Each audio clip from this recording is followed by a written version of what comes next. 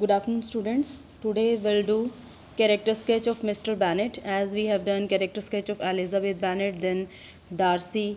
This is also the important character sketch. So, Mr. Bennet's character sketch, I'm going to start.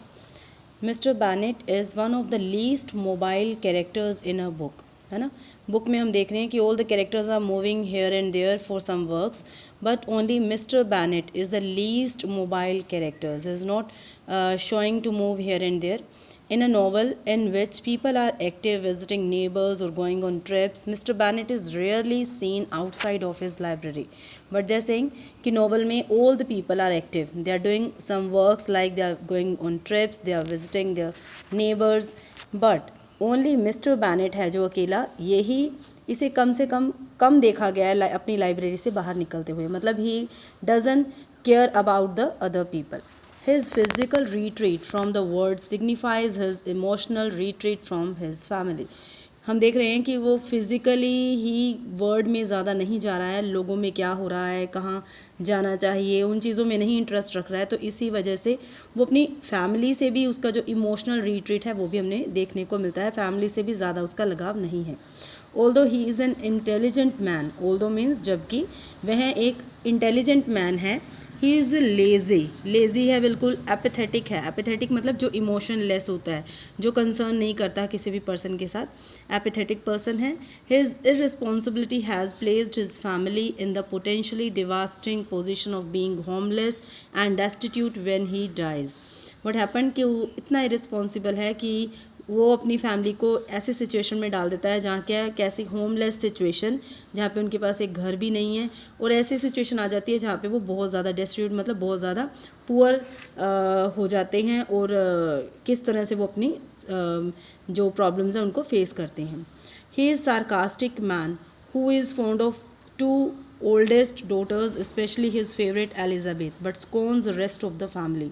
वो कैसा sarcastic man है. Sarcastic man होता है, satire word आपने सुना होगा, आयरनी, मतलब उस पर हम एक आयरनिक रिमार्क बना सकते हैं. इस तरह का वो इंसान है. इस सार्कास्टिक मैन है, उस पर व्यंग कसा जा सकता है. मतलब बड़ा अजीब सा आयरनिकल सिचुएशन उसके लिए आ जाती है, जो कि है who is fond of his oldest daughters. अपनी ओल्डेस्ट डॉटर्स के लिए काफ़ी मतलब उनका करता है, उनके लिए सोचता है. स्पेशली हिज फेवरेट एलिजाबेथ को के बारे में वो ज़्यादा सोचता है, लेकिन और सारी फैमिली को वो स्कोन करता रहता है, उनको अनवर्दी बताता है, वर्थलेस बताता है. He doesn't care for societies convention.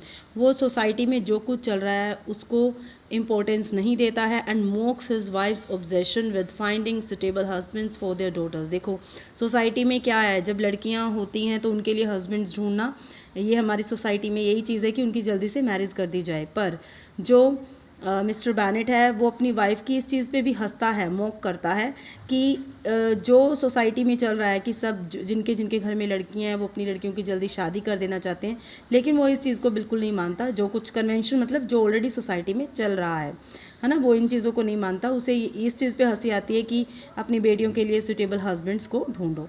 Mister Bennet is the patriarch of Bennet household. Patriarch मतलब जो हमें पता है कि सबसे ऊपर है, मेल जो होते हैं वो ही अपनी फैमिली में हेड होते हैं, तो वो पेट्रियार्क है. वही सारी फैमिली को सोसाइटी के अकॉर्डिंग वही सारी फैमिली को चला रहा है. The husband of Mrs Bennet and father of 5 daughters. He is also father in law to Charles Bingley, है ना. चार्ल्स बिंगले का फादर इन लॉ है, क्योंकि जेन की मैरिज चार्ल्स बिंगले से होती है. फिट्ज़विलियम डार्सी का फादर इन लॉ है, क्योंकि एलिजाबेथ की शादी फिट्ज़विलियम डार्सी से होती है. और जॉर्ज विकम का फादर इन लॉ है. लीडिया की शादी जॉर्ज विकम से होती है. एंड कज़न किसका है, विलियम कॉलिन्स का कज़न है.